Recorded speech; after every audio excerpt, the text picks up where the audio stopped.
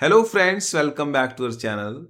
Few days back I have given you one question and the question was to design a block with question mark. Input of this unknown block is a clock signal and output is out.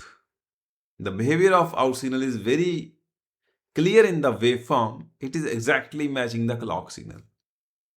And one of our channel member asked me one question that why cannot I use clock as a data signal? Why do I need to design this particular unknown block? So to answer this question only I am preparing this video because the same question may pop up in any of the viewers' mind. Friends, there is a concept of clock tree. Clock always travels on the clock tree inside the chip. Either it is the FPGA chip or ASIC chip. It travels on a clock tree. Clock tree is a dedicated route inside the chip which goes till the clock pin of the flip-flops and ensures that the clock reaches all the flip-flops with minimal skew. Now just think the scenario if we start tapping this clock signal from a clock tree and start using it as a data signal. We are unnecessarily increasing the fan out on the clock tree, which in turn will change the delay of the clock tree. And it's not only about adding the delay on the clock tree path. The problem is PNR tool cannot predict the delay accurately now. Similarly, timing analysis tool cannot predict the delay accurately. And the clock tree delays should be very precise to ensure that clock is reaching to all the flip-flops with minimal delay and skew. Now there are various possibilities if we start using clock signal as a data signal.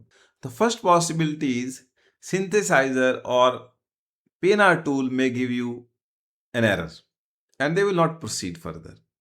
And some of the tools can give a critical warning.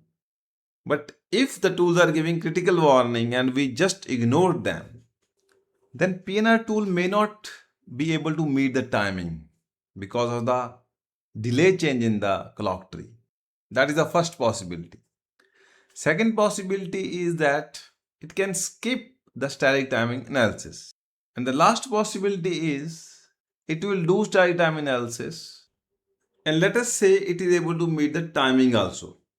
But you will get one very critical warning that whatever results are given in static time analysis report are not reliable because we have touched the clock tree.